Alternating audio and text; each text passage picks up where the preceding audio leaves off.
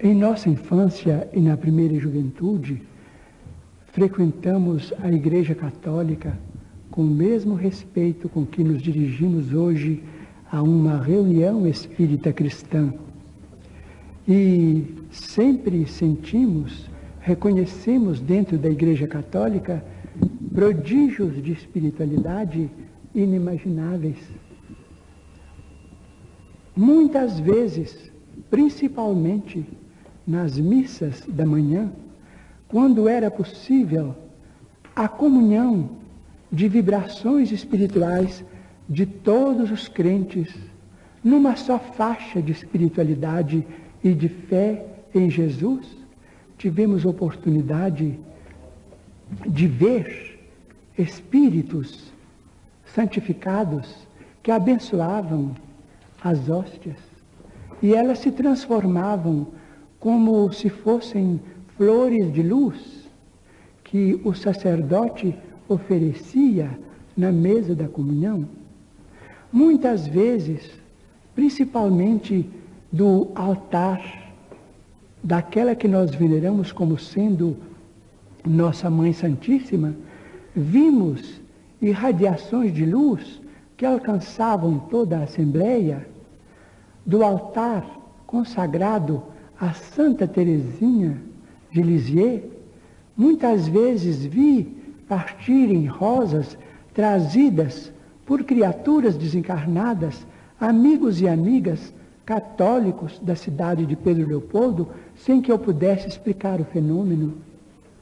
Tivemos ocasião de, por misericórdia de Deus e com o amparo da comunidade espírita cristã, e sobretudo com a assistência de dois amigos extremamente queridos para nós, um de Uberaba e outro de São Paulo, tivemos a oportunidade de visitar pessoalmente a cidade de Lourdes e vimos ali demonstrações extraordinárias de fé. Sentimos a espiritualidade do Evangelho na cidade de Lourdes, como se o cristianismo estivesse renascendo na procissão em toda a sua pureza. Portanto, todos os fenômenos de bondade divina através da Igreja Católica, que nós consideramos como mãe de nossa civilização, eles todos são legítimos, credores de toda a nossa veneração. Nós não estamos separados, os evangélicos reformistas e nem os espíritas cristãos, por diferenças fundamentais. Os espíritos nos ensinam que nós estamos em faixas diferentes de interpretação, mas somos uma família só diante de nosso Senhor Jesus Cristo, e que reverenciamos em sua santidade o Papa, em nossos eminentes cardeais no Brasil, protetores da nossa fé. Nós não podemos esquecer isto, e amamos a religião tradicional em tudo que ela tem de belo, em tudo que ela tem de divino, embora estejamos pessoalmente na faixa do espiritismo cristão, dentro das conceituações de Allan Kardec, porque a mediunidade nos chamava para esse campo de trabalho que também é profundamente cristão, e para ele, um dia, partimos das nossas atividades na Igreja Católica com a bênção de um sacerdote a quem nós amávamos como se ama a um pai. A religião é sempre boa, e toda religião boa, isto é, fundada nos princípios do bem, que torna os homens bons, essa religião é um processo de ligação, um processo de comunicação, vamos dizer assim, nos conceitos modernos de nossa vida, nos tempos de hoje, é um processo de nossa comunicação com as forças divinas que emanam de Deus. Todas as religiões que objetivam o burilamento da criatura humana, toda religião que nos traz esta legenda de paz e de amor, autênticos, mas profundamente autênticos, sem nenhuma ofensa para ninguém, sem nenhuma desconsideração para ninguém, a que se referiu o nosso querido entrevistador, Dr. Durval Mendonça. Toda religião baseada nesses princípios é um caminho santo que nós, como espíritas cristãos, respeitamos e devemos respeitar cada vez mais.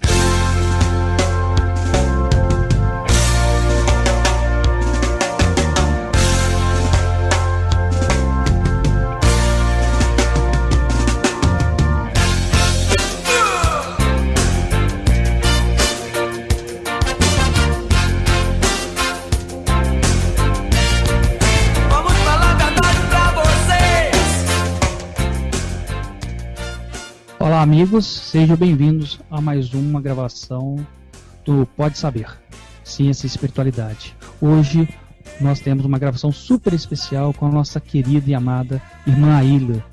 Nós vamos conversar sobre diálogo interreligioso. Nesse momento nós estamos aqui com muita felicidade, recebendo a irmã Aila, e ela vai estar conversando conosco. Vai ser um momento muito especial. O meu nome é Marco Gandra e a minha frase é: conhecereis a verdade e a verdade vos libertará, do nosso querido e amado Jesus Cristo. Olá pessoal, aqui é o Henrique Lisboa e minha frase de hoje vem do livro Pensamento e Vida do Emmanuel. Para encontrar o bem e assimilar-lhe a luz, não basta admitir-lhe a existência. É indispensável buscá-lo com perseverança e fervor. Boa noite, amigos. Meu nome é Ana Carolina Cury e a minha frase do livro Iluminuras, psicografado por Francisco Cândido Xavier, é: tranquilidade do dever que constrói e do amor que santifica. Olá, amigos. Eu sou a irmã Aila. Minha frase é: ai de mim se não evangelizar, do Paulo de Tarso. Paulo de Tarso, pessoal, aqui é Luiz Sérgio Marota. Tudo me é lícito, mas nem tudo me convém. Olá pessoal, aqui é Marconi Gomes. E minha frase também é do livro Iluminuras: o contato com a natureza lhe faz muito bem e creio que fará ótimas aquisições de energia nova para os seus trabalhos intensos da vida. Olá amigos, aqui é Lívia Dias e a minha frase também é do livro Iluminuras: seja a vossa prece uma luz para as estradas noturnas do sonho. Muito bem, pessoal, então vamos iniciar o nosso delicioso e fantástico podcast com a nossa querida irmã Aila. Mas antes, vamos à nossa leitura de e-mails e recados. Eu tenho uma justiça nisso, mas eu não sei se vai ser possível. Leitura de e-mails. Olá, amigos do Portal Saber. Aqui quem fala é Guilherme Azevedo e temos o prazer de, neste final de ano, dedicar a todos vocês que nos escreveram, que nos ouviram durante esse ano, um grande episódio com a irmã Aila Pinheiro. Que o diálogo interreligioso seja o símbolo da paciência, do entendimento entre as pessoas neste ano que se inicia. Um feliz ano novo para todos vocês e um grande abraço do Portal Saber.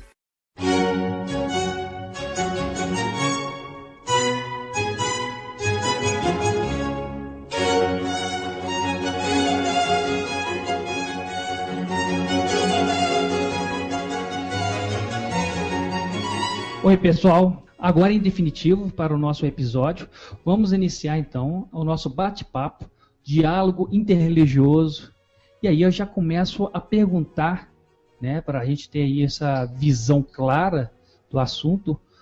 Minha querida irmã Aila, o que vem a ser diálogo interreligioso? Cumprimento a todos e agradeço a oportunidade de estar aqui conversando com vocês, gravando esse Pode Saber, que eu gosto muito do podcast do Portal Saber, tenho escutado constantemente, acompanhado as diversas séries. Eu prefiro chamar diálogo interreligioso porque eu acho que é muito mais, é uma expressão muito mais rica, é um termo muito mais profundo do que ecumenismo.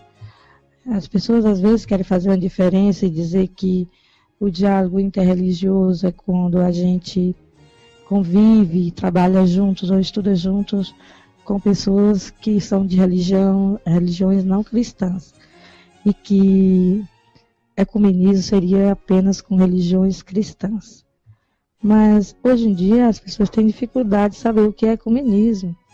E também há diversas conotações que as igrejas cristãs dão para a palavra ecumenismo. Algumas igrejas pensam que ecumenismo é uma religião mandar nas outras, então não dá certo para dizer exatamente o que a gente está fazendo.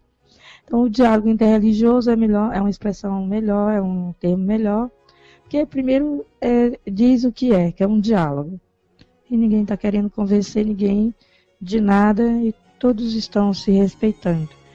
E entre religiões, entre diversas formas de religião, religar, vem de religar, quer dizer ligar-se a Deus. Então, pessoas estão conectadas com Deus de diferentes formas, assim como equipamentos eletrônicos também podem ser conectados de diferentes meios, por diferentes meios. Então, o diálogo interreligioso para mim, o termo que melhor traduz aquilo que eu tenho exercido há mais de 25 anos, não é?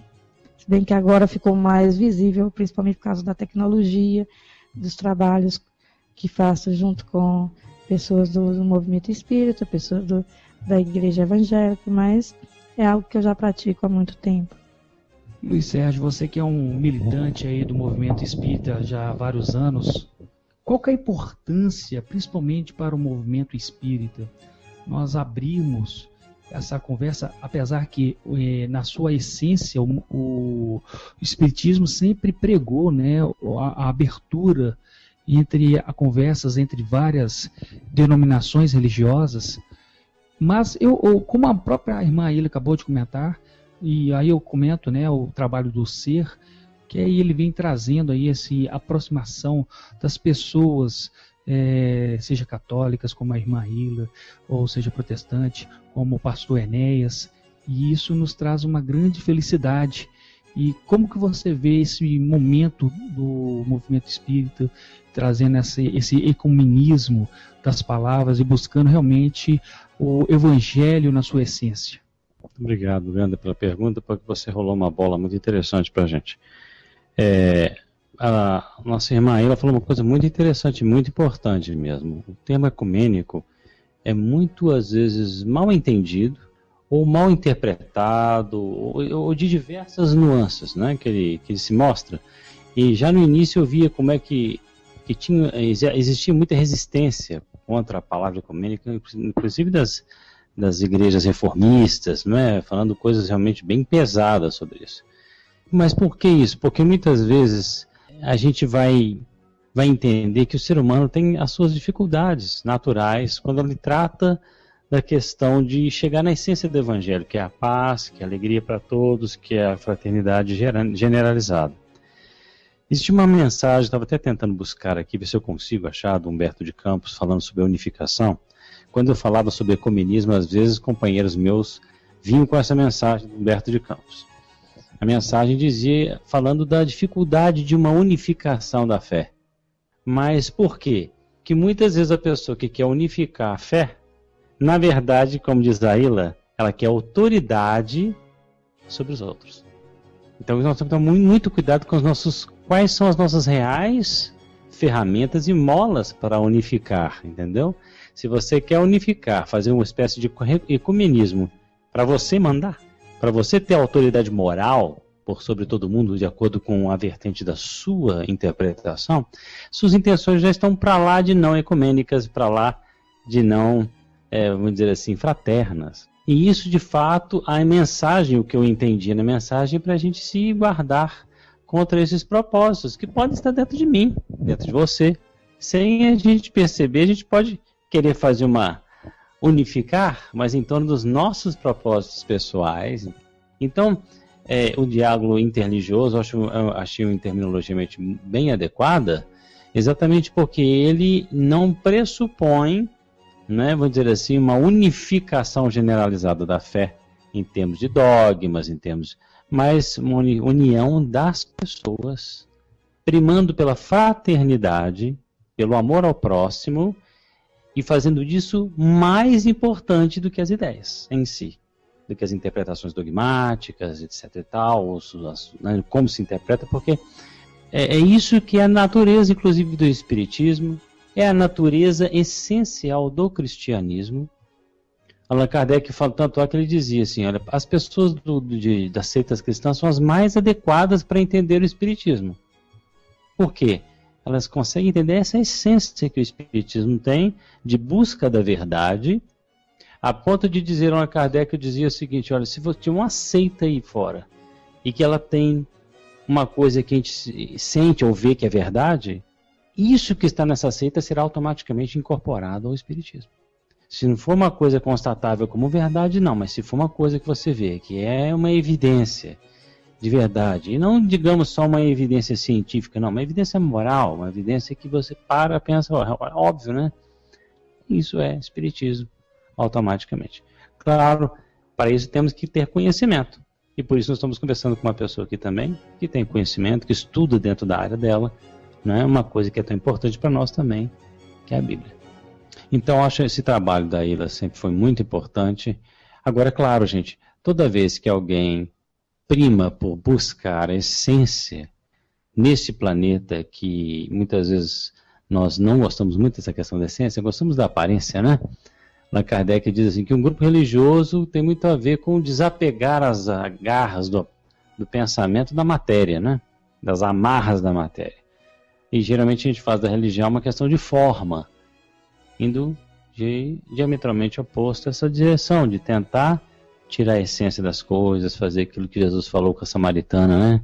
Deus é espírito, vamos adorar um espírito em verdade. Não que você não possa adorar a Deus de outras formas, mas que essa forma seja um foco.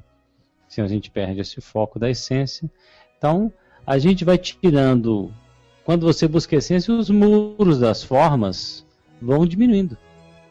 Né, os muros, as paredes. Uma vez um espírita tinha escutado, não sei se foi um podcast que ele escutou, ele me ligou falando assim que achava meio estranho essa história do Chico ter dito que em nosso lar havia vários padres nas câmaras de retificação. Trabalhando lá, ajudando, né? Como assim, Luiz Sérgio? Padre lá em nosso lar? Porque você nosso lar foi uma cidade para espírita só, né? Mas, Luiz Sérgio, só fazer um comentário também. Tá cheio de espírita nas câmaras de retificação, né, mesmo? Sendo cuidado. Isso. Então, isso não é uma exclusividade de uma denominação, muito pelo contrário. As câmaras de retificações são muito concorridas pelas pessoas, principalmente religiosas, porque desviam, né, os objetivos centrais. Então a gente vai tirando, né, os muros, essas concepções muito ainda pueris do que significa religiosidade, o cristianismo que Jesus veio trazer, que é realmente o verdadeiro catos, né? Vamos dizer assim, ele é universal. O cristianismo é uma coisa, o nosso amigo Haroldo costuma muito dizer, é uma coisa para as galáxias. É uma linguagem que você conversa com qualquer um. Se aparecer um ET aqui, dá para conversar com ele tranquilo, porque nós não estamos falando de fraternidade, de respeito mútuo, né? De querer a ele o que eu gostaria que ele fizesse para mim. Agora, a gente partir para outros pontos, colocando esses outros pontos de forma mais importante do que esses primeiros, aí nós partimos para a divisão e para a briga. E por isso que Jesus falava para os religiosos da época dele, olha, vocês, para cumprir um mandamento desse tamanhozinho, se descumprem enorme. Ou seja, para cumprir, às vezes, o nosso mandamento lá do Centro Espírita, para cumprir o mandamento lá da nossa igreja, da nossa paróquia, da nossa... A gente, às vezes, descumpre os mandamentos essenciais. Então, o diálogo interreligioso, se não me engano, né, Aila? Tem muito a ver com essa busca da essência, que é uma busca humana. Todos nós queremos essa essência. Quem se satisfaz com uma busca menos essencial, nós respeitamos profundamente. Mas e a gente está acostumado com isso, toda vez que você está conversando com pessoas realmente cristãs, no sentido essencial, são pessoas desse tipo de busca. Elas não se satisfazem com com a forma. Elas respeitam a forma, agradam dessa forma, porque isso é uma questão até cultural. Você ser, às vezes, na minha opinião, católico, espírita ou um bandido, às vezes até o cultural. Agora, Na hora da essência, você busca e as pessoas que buscam a essência acabam se encontrando. Queria dirigir essa pergunta para a Ilha, mas claro que serve para todos. A Ilha, uma vez, um grande amigo me perguntou o seguinte, explicando alguns pontos do espiritismo para ele, falou: nossa, o espiritismo é bem legal, só que eu sou muito católico e adoro, né, o culto católico, para mim é muito importante, eu vou à igreja, eu faço a comunhão, eu participo dos dogmas católicos, isso me preenche, mas as coisas que você está me falando são muito lógicas e também está me preenchendo. Se eu virar espírita, eu tenho que deixar de ser católico? Eu falei, de forma alguma. Da parte do espiritismo, de forma alguma, assim. E eu tranquilizei com relação a isso, que é isso que o Luiz falou, que é isso que nós vamos falar aqui hoje amplamente. Eu queria te fazer uma pergunta, e da parte do catolicismo? A gente vê que você, no seu catolicismo, eu nunca vi sua fé abalada, né? Você transitando em tantas religiões, a gente já se conhece há tanto tempo, você já esteve lá com os judeus, já esteve com os evangélicos, com os próprios espíritas, com outras vertentes católicas, né? Enfim, da parte do seu catolicismo, o que tem nele? Qual que é o seu grande tesouro que não te faz abalar a fé? Que te faz permanecer e você diz assim, eu posso transitar entre os meus irmãos buscando essa essência que o Luiz bem explicou, que eu não vou me abalar, porque da parte do espiritismo eu consegui responder ao meu amigo, da parte do catolicismo eu não pude, porque eu tenho pouco traquejo com o catolicismo. Certo. Tem uma forma de pensar o ecumenismo, o diálogo interreligioso, que é chamada forma inclusivista. Tem a exclusivista, quer dizer que não há diálogo. Então, tudo que não for minha religião está no inferno e eu estou no céu. Inclusive, às vezes mesmo, entre igrejas cristãs, algumas não respeitam as outras.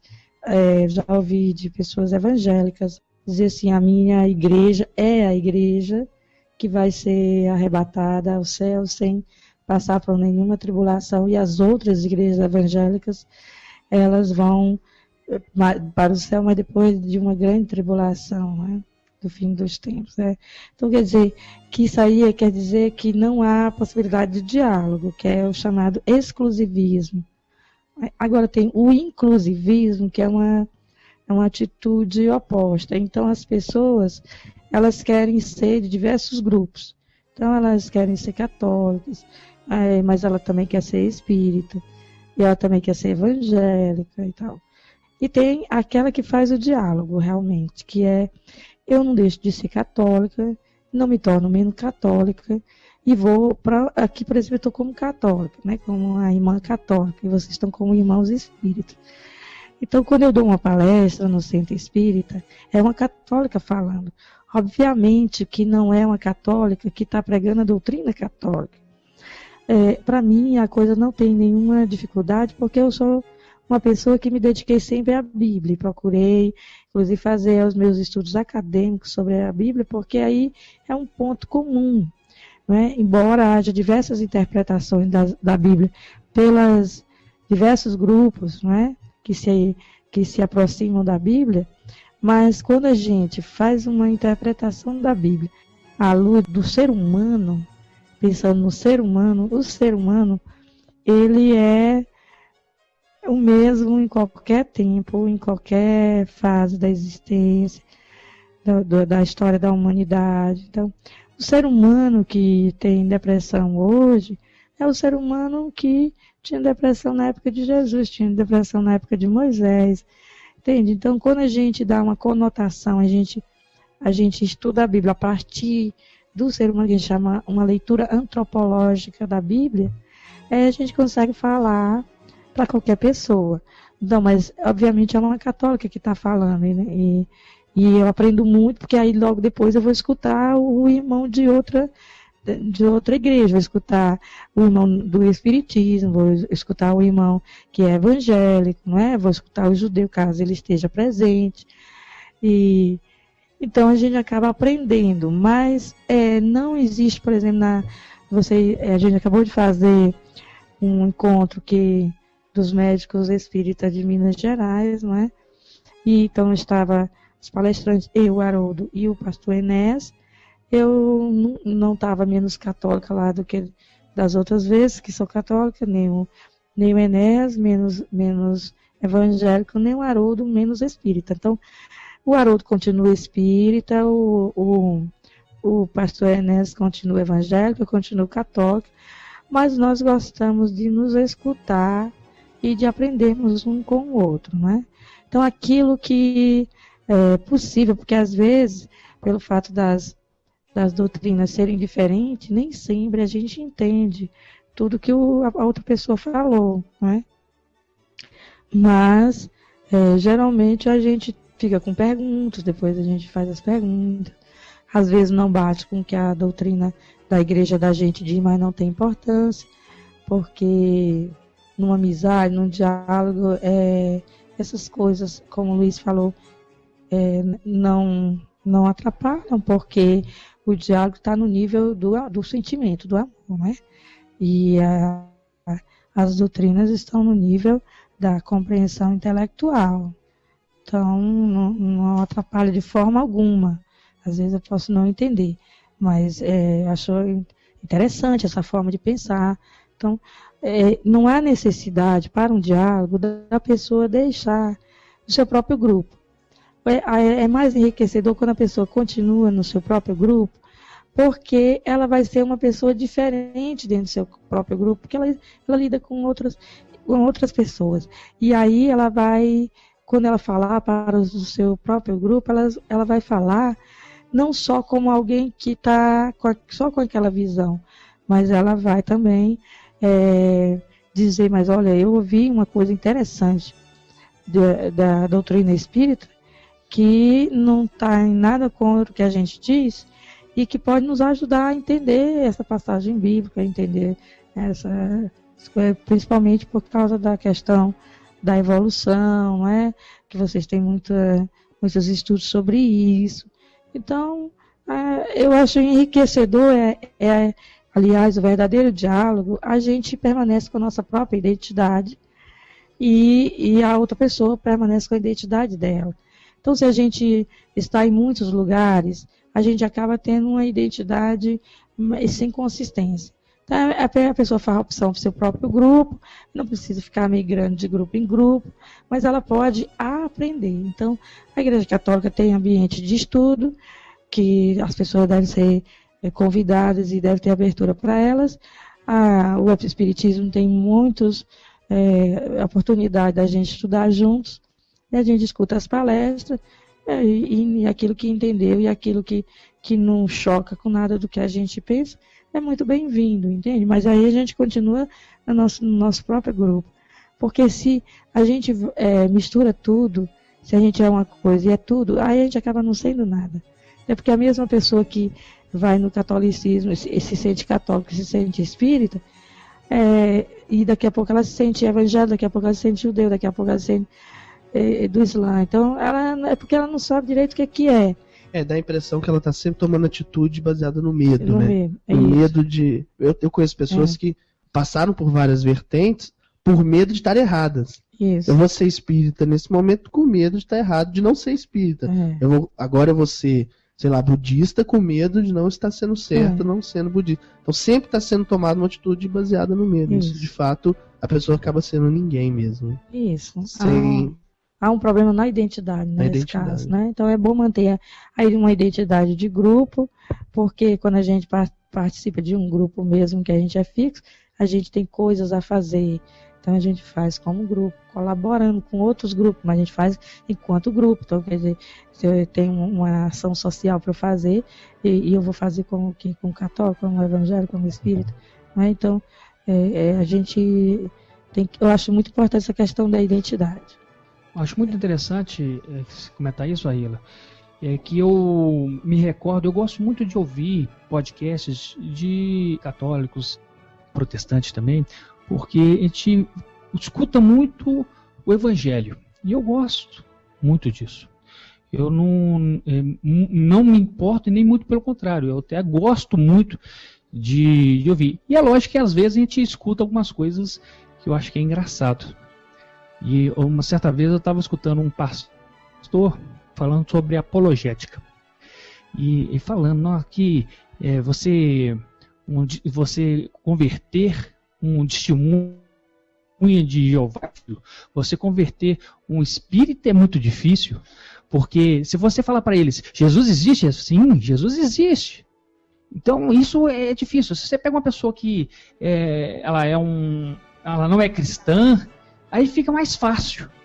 Eu acho engraçado essa situação, que as pessoas não se preocupam em procurar os denominadores comuns para um diálogo realmente efetivo. E aí crescer, da mesma forma que eu gosto muito de ouvir o pessoal falar de Jesus, né? Se não houvesse tanto preconceito, acho que gostariam um católico ouvir um protestante ouvir um católico, ou um espírita, né? Isso é algo que eu acho até engraçado, porque a gente fica com umas rixazinhas que não faz muito sentido, né? É lógico que há o respeito pela sua individualidade, o respeito pelas características de cada um, mas há muito mais a se ganhar se a gente sentar. O Haroldo gosta de comentar muito isso, né? Que as passagens lá do Velho Testamento, os judeus falam que tem 71 faces. E por que não nós podemos estar com o Novo Testamento falando de Jesus, do nosso mestre tão amado, e vendo as 71 faces, não é mesmo? O que você acha sobre isso, Ana Carolina? Eu queria emendar a pergunta que eu queria fazer para a irmã Aila, nisso que você falou.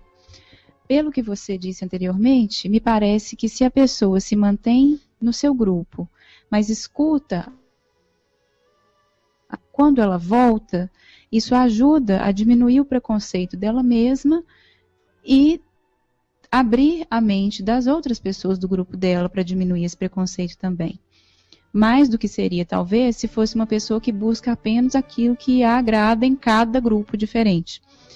E aí eu queria que a senhora respondesse para nós a respeito dessa questão do preconceito, se isso é um caminho para a diminuição dele. Certo. Eu acho, assim, que quando as pessoas nos veem juntos, né, eu, Haroldo e o pastor Enéas, ou lá em Fortaleza, eu e o pastor Marles, quando as pessoas são convidadas, quando é colocado um cartaz na Faculdade Católica, convidando para um curso bíblico, na Igreja Betesda, né, com evangélicos, católicos, espíritas. Nos meus cursos de extensão sempre tem muitas pessoas que são evangélicos, são espíritas e funcionam dentro da Faculdade Católica. Então eu acho que certas barreiras, elas são quebradas pelo testemunho mesmo, de ver que é possível, né? Agora, eu não faço esforço para convencer um católico ou um espírita a praticar esse diálogo, não. Eu simplesmente faço, e se a pessoa quiser seguir o exemplo, ela vai ser muito feliz, porque isso traz muita felicidade. Uma felicidade que é maior do que qualquer aborrecimento que também vem disso, né? Agora, o que eu quero dizer é que não é só uma diminuição do preconceito, é mais um aprendizado mesmo. Por exemplo, várias vezes na minha aula, eu pergunto assim, por exemplo, diga aí uma coisa que você aprendeu com os espíritas. Eu digo, olha, uma das coisas que eu não sabia nada que eu aprendi com os espíritas, esses mecanismos que Deus utiliza para se comunicar com o ser humano, que eles chamam a questão da mediunidade, esses mecanismos cerebrais, essas coisas que estão em nós, como ser humano, que Deus nos colocou lá. Quem estuda isso é eles. Outra coisa, esse magnetismo das mãos, todos esses pontos que tem no nosso corpo, que são pontos de energia, e como é que nós podemos concentrar energias ou dispersar energias quando as pessoas precisam. Então, eu não sabia nada dessas coisas, aprendi com os espíritos. E outras coisas mais, eu estou lembrando dessa, né? E com os evangélicos, aprendi muito o valor da graça. Da graça de Deus, da gratuidade de Deus, que às vezes, tanto o espírito quanto o católico, ele é muito falar no mérito, né? o bom mérito e o péssimo mérito. Quer dizer, o mérito que é de eu mereço esse sofrimento, e o outro eu mereço, mereço isso, eu mereço um bom emprego, mereço sei o quê. Então, foi o Evangelho que me despertou até para um estudo na Carta aos Efésios, que Paulo diz que as nossas boas obras que nós fazemos, elas foram planejadas por Jesus antes da nossa existência, para que nós pudéssemos fazer alguma coisa boa. Então, quando a gente acha que tem mérito porque faz a sopa, faz isso, faz aquilo, ou porque faz muita oração, essas coisas já são dons. Quem me abriu a cabeça para isso foi um evangélico, né? Então... Quero sumir um pouquinho aí, né? Mesmo porque, só aí um minutinho, muitas vezes, só de você ter a vida, já é de graça, né? Você não teve um mérito anterior à sua existência, né? Na encarnação passada, você arranjou um jeito de ser, hoje está Deus te fazer viver, não. Você começou a viver, isso já é uma graça, né? Então, às vezes as pessoas acham, né, que eu mantenho esse diálogo para romper os preconceitos.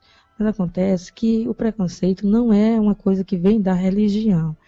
O preconceito vem da educação que a família dá às suas crianças. Então, as pessoas ensinam as crianças a serem preconceituosas. Um meninozinho agora da paróquia lá, ele chegou perto de mim e falou assim: eu já sei o que dizer para o meu coleguinha crente quando ele vier me chamar para ser crente, né? A mãe treinou, né? Então, aí eu fiquei muito triste com isso, né?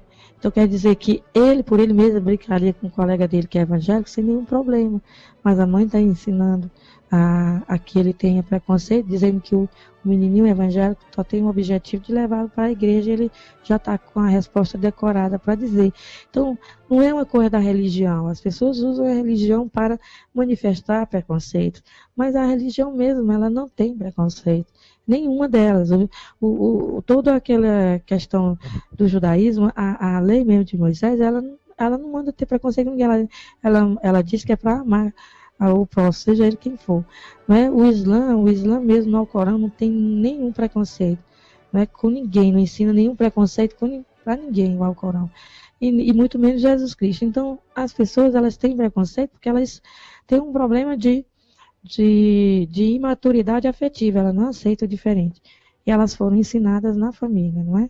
Então, não adianta, às vezes, a gente ficar tentando tirar o preconceito de ninguém.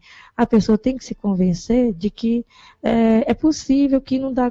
E uma das coisas exatamente é isso, as pessoas não me veem menos católica do que antes, entende? É uma coisa que ninguém pode me acusar. Eu não sou menos católica do que ela. Eu sempre fui católica desse jeito aqui, porque foi uma coisa que eu recebi da minha família. Esse diálogo, eu não tive um momento para começar. Ele foi desde sempre. Agora, como religiosa, eu estou há 25 anos como freira, esse ano está fazendo, então como freira eu faço, mas eu já fazia antes de ser freira. Quando? Não sei. As pessoas me perguntaram lá em Campo Grande, eu disse, eu não sei, porque é uma prática da minha família. A minha família sempre fez isso e a minha família sempre nos ensinou a isso. Você tinha parentes católicos e parentes protestantes, não era isso, Ailton? Isso. Parente católico, parentes evangélicos. Aí agora, como há um crescimento do espiritismo, eu também já tenho parentes espíritas recentes, que saíram tanto da igreja católica quanto da igreja evangélica. Mas no meu tempo de infância e de adolescência, eu tinha parentes de diversas igrejas evangélicas, e também pelo lado da minha mãe, e parentes de católicos de todos os tipos, de católicos pelo lado do meu pai, né? Então, você sentia mais ou menos que essa semente já estava sendo plantada ali, né? Essa ideia de união, né? De interreligiosidade, né? Nossos pais, principalmente o meu pai, né? O meu pai sempre esteve acima de doutrinas. Ele é um católico assim, bem como eu, bem mais livre do que em guerra contra outras pessoas, né? Muito parecido com as biografias do Kardec, porque ele cresceu e estudou depois no Instituto Yverdon da Suíça, né? E lá ele tinha professores católicos e professores evangélicos, e ele os admirava muito de ambos lados, e gostava de todos os professores. E quando ele viu os conflitos que surgiram ali dentro, ele ficou muito chateado. E ele queria algo que realmente pudesse ser diferente, né? Que não gerasse esse tipo de conflito. E ele cresceu com essa ideia na cabeça. Então já era uma coisa plantada no coração dele, né? Eu acho que até por isso ele é tão enfático em dizer que o espiritismo não tinha função de proselitismo. Porque o proselitismo ele gera um pouco disso, você tem que vir para a minha, né? E ele fala, se você está bem como evangélico, se você está bem como católico, como judeu, continue, porque é isso, disso que você precisa. E ele fala, é disso que você precisa. Mas, se você precisa do espiritismo, venha conhecer o espiritismo e venha assim, interrelacionar uns com os outros, né? Então, ele chega a colocar isso de uma forma muito clara, até na introdução do Evangelho segundo o Espiritismo. Ele coloca que ele vai ali falar das partes morais, exatamente porque é aquela que não gera conflito entre nenhuma religião. Ele tinha preocupação com isso o tempo todo. Aila, você estava falando da sua formação e a gente sabe que o Padre Caetano tinha histórias incríveis, né? Você já contou algumas pra gente, já contou várias aí publicamente. Como era a relação dele especificamente com o diálogo interreligioso?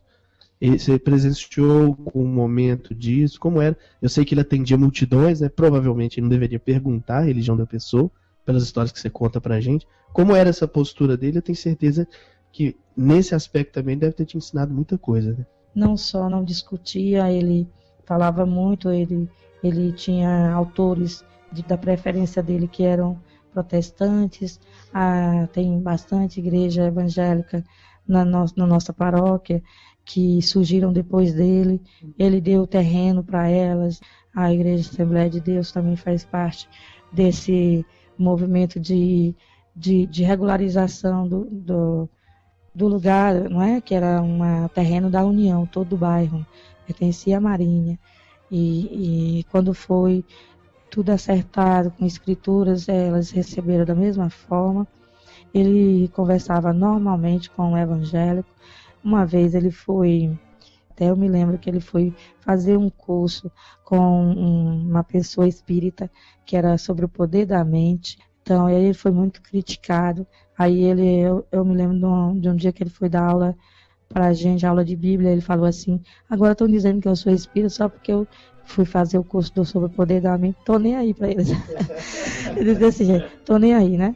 Aí, então as pessoas começavam sempre a acusar o Padre Caetano de diziam que ele era alienado, que ele era um carismático alienado, outros diziam que ele era um comunista né, de esquerda, né, que o termo não ia bem. Um dizia que ele, porque foi fazer o curso sobre o poder da mente, ele tinha se tornado espírita. E assim, as pessoas o acusavam de muitas coisas que nós convivíamos com ele, sabia que ele era uma grande personalidade. E tinha muita gente ao redor dele e muita gente criticando, como sempre acontece. Então, se a gente vai no hospital, em torno do profissional da saúde, do médico, da enfermeira, só tem gente doente. Então, quando a gente está perto de um santo, só tem também pessoas que são muito pecadores, né? Muito assim, cabeça fechada, muito rebeldes para a ação de Deus. Então, isso aí não me assusta, né? O padre sempre foi um exemplo. Eu acredito muito na intercessão dele, na condução dele dos caminhos da Nova Jerusalém, principalmente os meus. Então, eu vejo que é uma coisa que eu também aprendi com os espíritas, que eu me lembrei enquanto vocês falavam aí, é que um amigo espírita me disse que o espiritismo e o ser espírita é muito mais do que um movimento espírita. Eu pensei muito nisso e vi que o catolicismo é muito mais do que a Igreja Católica, que ser evangélico é muito mais do que pertencer a qualquer igreja evangélica. Então, nesse sentido, como é algo que é mais, né, então, do que aquilo que se vive, então, eu acredito que essa expressão de Kardec, de católico espírita, judeu espírita, ela tem sentido quando a gente pensa isso. Quer dizer, não é que eles deixaram de ser membros de sua própria denominação, mas é porque eles juntos estavam estudando, estavam tentando aprender, estavam tentando entender fenômenos que são típicos da natureza humana, né? Coisas que acontecem com qualquer ser humano. Então, por exemplo, o evangélico diz que não há nenhuma comunicação com entre as pessoas que estão aqui com as pessoas que, como diria Paulo, estão do outro lado da cortina. Mas as pessoas que são evangélicas, elas não dizem isso para o pastor, mas elas vêm dizer para mim, elas vêm dizer assim, eu não sei como agir porque eu estou vendo a minha avó que faleceu e eu digo, não, você tem que procurar o seu pastor, conversar com ele, mas não posso, porque senão você é expulso. Então, do mesmo jeito a coisa entre os católicos que dizem assim, isso não existe, mas acontece com a pessoa, e a pessoa, como ela não é esclarecida, ela vai estar no misticismo, ela vai estar, ou então ela vai confundir uma coisa esquizofrênica ou uma grande saudade, um trauma com um fenômeno espiritual ou paranormal.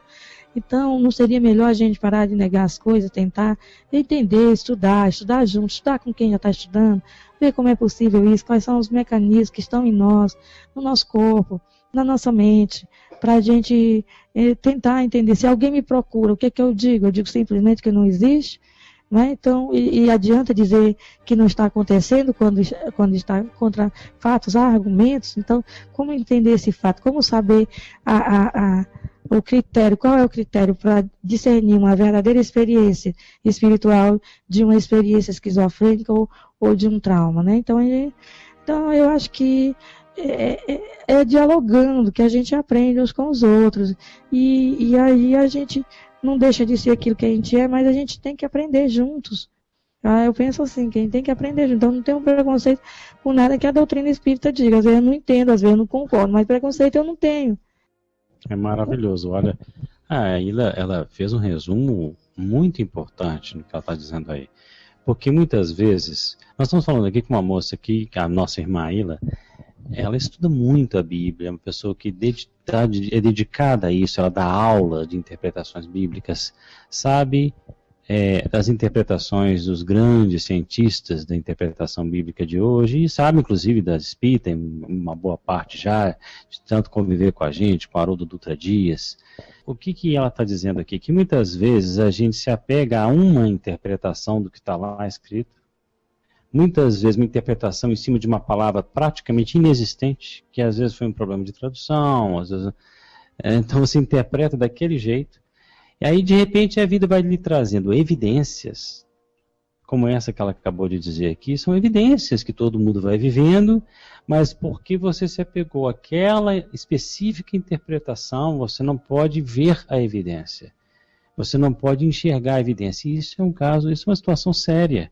Isso que a Ilha fala, quantos de nós já vivemos, pessoas da própria denominação religiosa, sejam espíritas, católicas ou protestantes, chegam até você e falam, porque você sempre espírita, sabe, Ilha, é um lugar engraçadíssimo.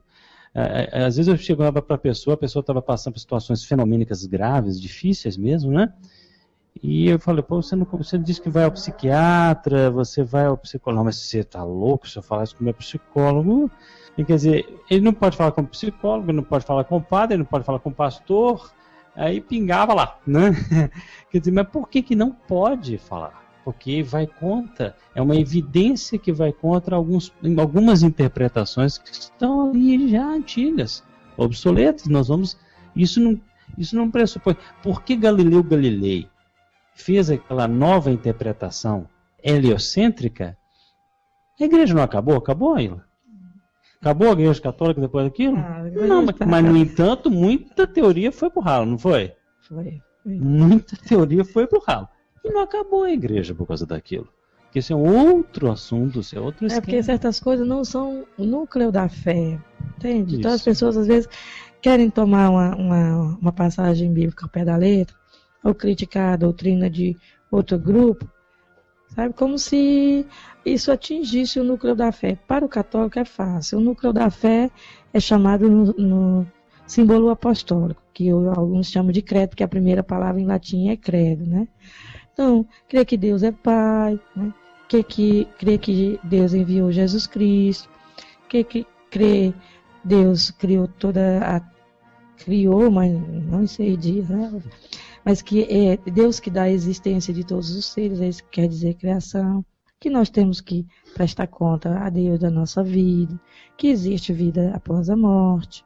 Então, tem todos uns artigos de fé que o fato de eu estudar, sobre certos aspectos que o espírita estuda, estudar sobre os diversos aspectos da evolução, se a evolução se deu aqui mesmo, a possibilidade de vida inteligente em outros mundos, que o espírita estuda muito. Eu não vejo como que essas coisas vão contra o fato de Deus ser criador, de Jesus ter vindo nos ajudar, de existir vida após, mas não vejo como que essas coisas podem ir contra aquilo que é núcleo da fé.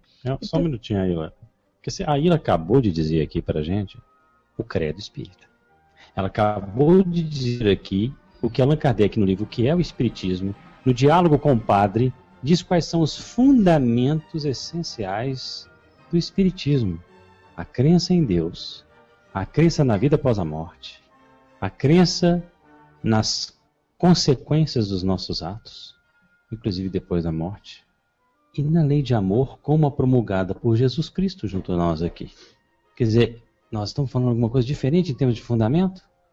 O problema que ele dizia naquela hora do diálogo com o padre, ele dizia o seguinte: padre, mas isso são nossos fundamentos morais, nós nos apegamos nisso, e não especificamente, estou parafraseando aqui, na encarnação, na teoria tal, na influência dos espíritos na nossa vida, isso aí é nosso que nós andamos pesquisando atualmente, que a gente mergulhou para estudar, mas esses fundamentos aqui, o amor, se você já ama, se você já tem esse reconhecimento da fé cristã nessa profundidade, ele diz textualmente, você não precisa de espiritismo.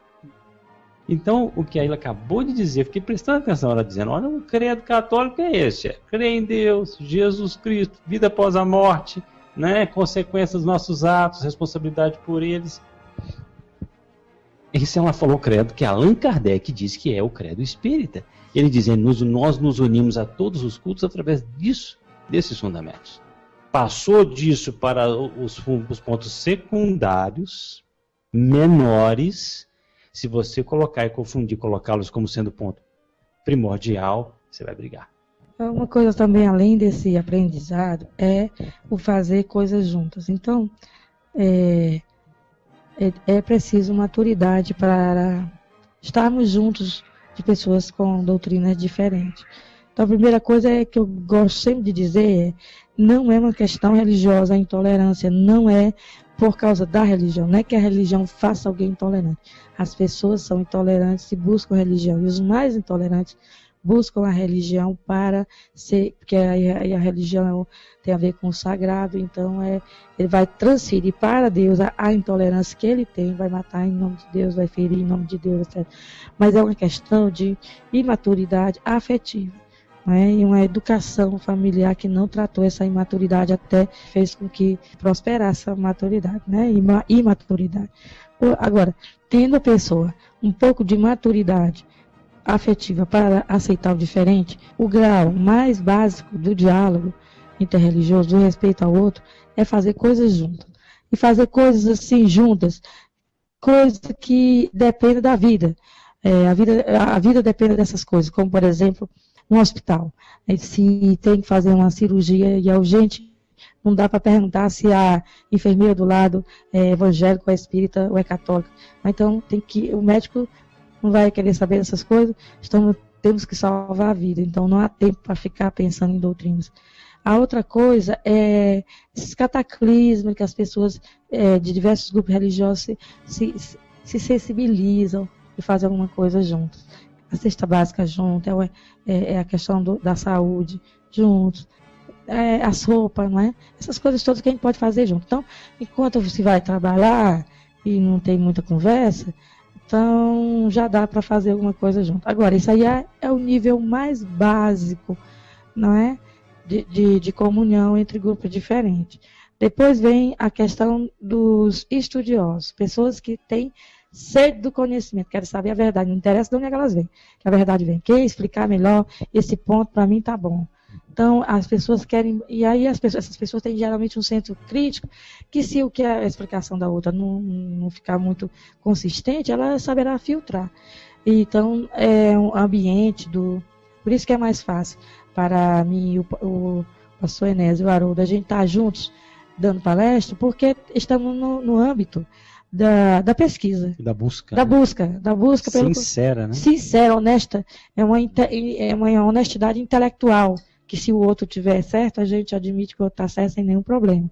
Então, mas aí nós não estamos mais nisso, o último nível é a amizade mesmo, e até mesmo orar juntos. Quando as pessoas oram juntas, elas estão realmente num grau de tolerância bem elevado, porque dentro do próprio grupo religioso há formas diferentes de orar.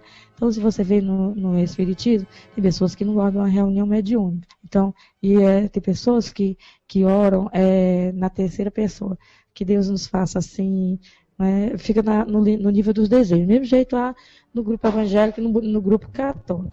E outras pessoas, elas se dirigem a Deus mesmo de coração, enquanto elas fazem a sua prece, tem não sei quantos chorando, não é? Então, dentro do próprio grupo se ora diferente, imagina dentro de grupo diferente, a partir de grupo diferente, aí que se ora diferente. Quando as pessoas juntas, elas oram, elas realmente estão conectadas. E essa força que conecta é o amor. Então, é o amor. Então, como nós nos amamos, a gente não se envergonha, não se sente assim, desconfortável de juntos conversar com Deus. Porque quando a gente ainda tem um ranço com o outro, então a gente não se sente confortável de juntos falar com Deus, que a nossa consciência nos atrapalha nessa hora, não é? Então, é por isso que eu tenho procurado não demonstrar coisas só no âmbito nem do fazer. Eu tenho trabalhado com espíritos e evangélicos. Esse projeto do Japão é um exemplo disso, né? Que nós oramos juntos, nós planejamos tudo junto e nós levamos isso à frente, estamos levando isso à frente juntos. Então não é uma coisa que seja... Quando as pessoas dizem assim, o projeto da irmã Ilha, não é meu. Então, nossa equipe de planejar coisas que nós íamos fazer é uma equipe pessoas estão no Brasil. Tem a Bel, que é católica, eu que sou católica, Candice, que é espírita, não é? Tem Beth e Carlos, que são espíritas. Lá no Japão tem pessoas que são espíritas. Então, olha, é uma reunião de planejamento que não tem um coordenador, não tem coordenador. Não é? A gente juntos fica tentando perceber qual é a orientação de Deus para isso.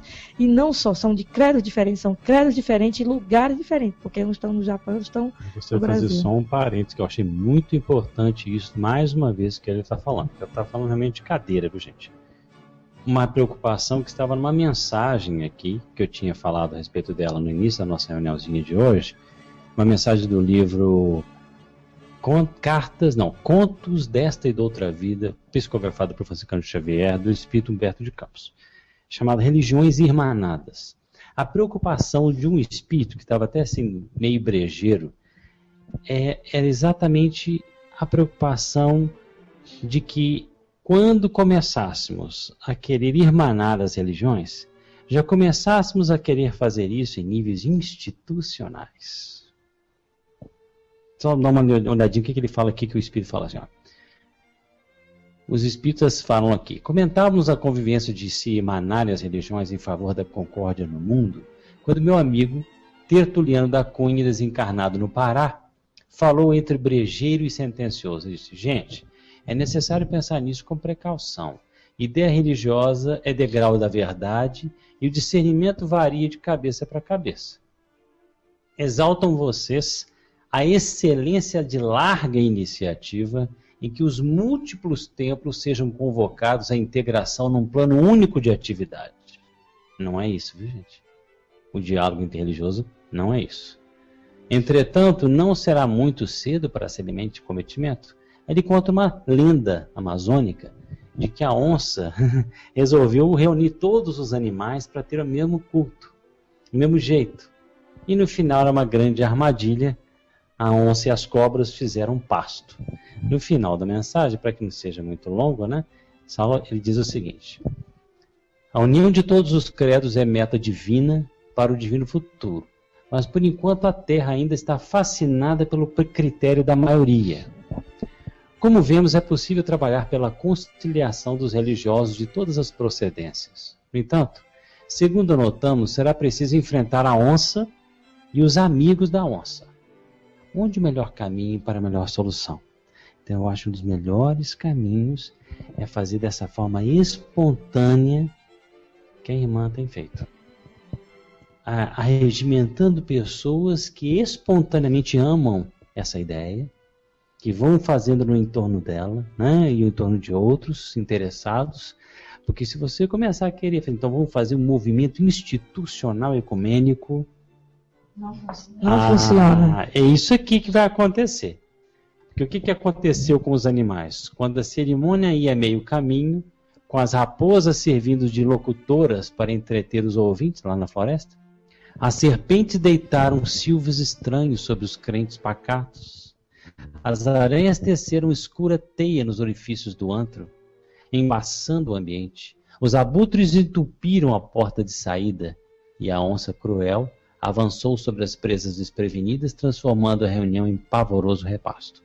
E os bichos que sobraram foram escravizados na sombra para banquete oportuno. Quer dizer, aquela questão de você querer, na hora que você começa a fazer uma coisa de larga escala, você já começa a chamar a atenção dos abutres. Você já começa a atrair pessoas com interesses menos bons para aquela instituição, e aí fica muito difícil de você manter a essência, né, Aila? A pergunta que eu queria fazer é que a senhora começou a falar sobre o projeto que está evangelizando o Japão. E é um país de cultura diferente, completamente diferente, e que não tem, pelo menos no meu conhecimento, uma tradição religiosa cristã. Como é que está sendo esse trabalho de entrar num país com uma tradição religiosa tão diferente?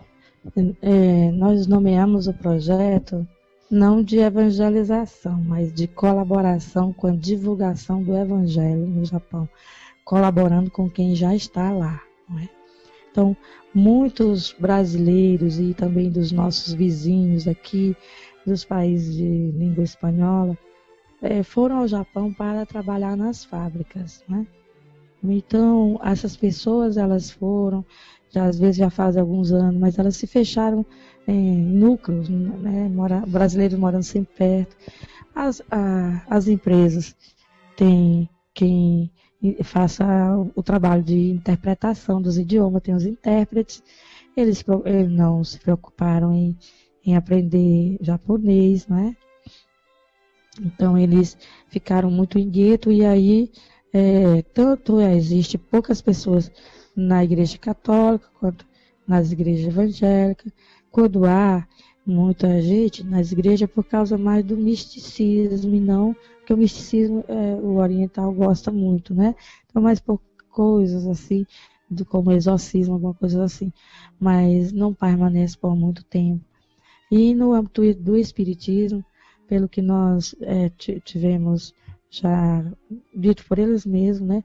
Tinha centro espírita com 4 pessoas, com 12, o que era maior. A pessoa viaja, tem sempre na área de Japão, tem um endereço, né, do blog de centro espírita. Às vezes as pessoas viajam bastante para chegar a um centro espírita, não é em toda cidade que tem, né? É bem distante até. Então as pessoas trabalham na fábrica, elas trabalham 14 horas, geralmente, né? Por dia. E então, quando ela tem que viajar bastante no dia de descanso para ir a um centro espírita ou a uma igreja. É muito dificultoso, né? Então, também tinha centro espírita que tinha sido desativado, tinha centro espírita que não tinha quem desse palestra. A Candice está ajudando algumas pessoas a estudar a mediunidade, porque eles nem sequer tinham esse conhecimento, e eram centros espíritas antigos até. E, geralmente o centro espírita se reunia para fazer o evangelho, não é? Com aquilo que se pode fazer na família, no lar, e ia para o centro espírita para fazerem juntos. Então, tudo isso aí, mas eu não sabia nada disso, nada. Eu nunca tive nenhum relacionamento com o Japão, eu nunca soube nada sobre o Japão, mas um dia eu tive um sonho, né? Uma pessoa, um senhor, que na minha cabeça ele era um samurai, né? Eu não me lembro de nada que ele tenha falado, nem me lembro do som da voz dele, não me lembro de nada. Eu acordei simplesmente com a certeza que eu tinha sonhado com um samurai e que eu deveria fazer uma palestra para o Japão. Aquilo ficou na minha cabeça, eu não sabia como é que eu ia fazer, mas eu senti que era um sonho muito forte, que não era uma coisa do meu subconsciente, porque eu não tenho nada que eu tenha sonhado a respeito do Japão, né? Então, para diminuir a história, em abril, logo depois, esse sonho ficou muito presente na minha cabeça, eu coloquei lá no Facebook, assim, quem aí é do Japão? Incrível, que apareceu muita gente, e algumas pessoas disseram assim, eu não sou, mas meu filho mora lá, a minha tia mora lá, minhas primas moram lá, e foram fazendo aproximando a partir da amizade do Facebook. Então, separei essas pessoas numa conversa, né, num chat, e nomeei Japão, e aí eu conversei com elas isso. Eu disse, olha, não sei o que fazer, mas eu só sei que eu sonhei com... Aí fui descrever, né, a pessoa com quem eu tinha sonhado, o senhor já de certa idade, com 2 espadas, como se fosse um oriental mesmo do Japão, com algumas pessoas na penumbra, atrás das costas dele, né? Também, tipo, ajoelhados, sentados sobre os joelhos, né? Sobre os calcanhares, aliás. Então, aí eles mesmos me disseram que era um samurai mesmo, porque tinha 2 espadas, eu não sabia que samurai tinha 2 espadas. E aí fomos conversando. Então, eles mesmos escolheram. Eu não tinha mais nenhuma data na minha agenda, a não ser uma data que eu deveria descansar, em julho, né? E aí, ao invés de descansar, eu achei por bem, já que as pessoas que mais se envolveram nisso estavam em Campo Grande, e lá tem uma boa transmissão, né, pela o Recanto da Prece. Então, discernimos juntos que seria lá. Então, discernimos a data e eles mesmos escolheram os temas das palestras. Então, os de lá mesmo escolheram. Então, aqui do Brasil tinha quem ajudou, né? Tem gente de Joinville, que inclusive é o Tiago. Eu não sei pronunciar nunca o sobrenome dele. Ele disse que nem ele mesmo sabe, então deixa pra lá. Tiago, ele está no portal saber, né? Então, o Tiago mora em Joinville, foi. A Abel, que é católica, mora em Vitória, lá no Espírito Santo, também foi, que participou o tempo todo, né? E foi também para estar presente na hora das palestras. A Beth, o Carlos e a Candice já moram lá. E foi transmitido ao vivo, com os horários do Japão, que eles escolheram os horários. As pessoas se reuniram na medida do possível, em centro espírita ou em igreja. O objetivo era fazer tudo isso juntos. E então se reuniram para assistir, não é? E interagir por um chat, que a Candice lia as perguntas e eu respondia. Então, usando a tecnologia, boa vontade, e aí o projeto continua, a gente ainda não sabe direito o que fazer, porque, como eu falei, não tem liderança, não é de igreja nenhuma, não é do espiritismo. São pessoas que são amigas, que se reuniram aqui no Brasil e no Japão, para juntas ver como é que a gente colabora para que o cristianismo deixe de ser algo nas catacumbas, não é? Que ele possa ter uma expressividade, não é fazer proselitismo, mas é como eu falei na palestra, todo ser humano precisa de consolo, precisa ouvir uma palavra, a mensagem de Jesus que consola, não é? Que diz que eu vim para que todos tenham vida e tenham abundância, né?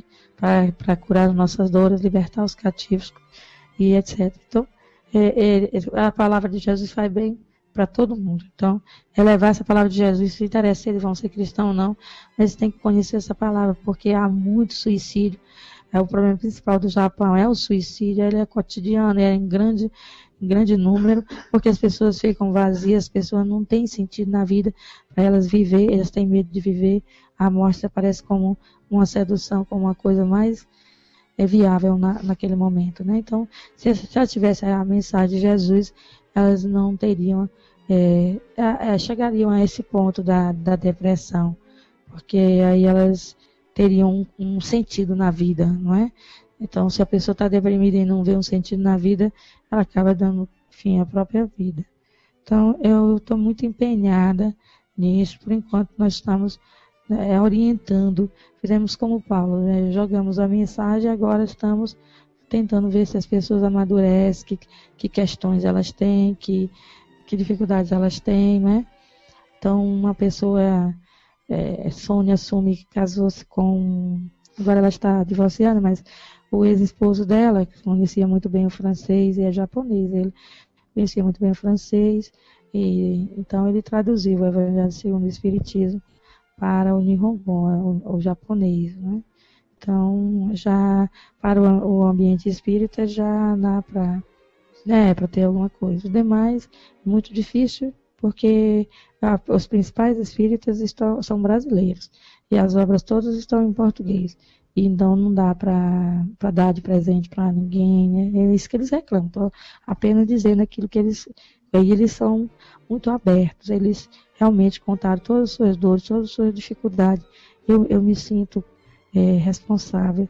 Olho como se fossem ovelhas sem pastor. Assim, acho que o coração de Jesus está bastante empenhado nessa divulgação da mensagem do Evangelho lá no Japão.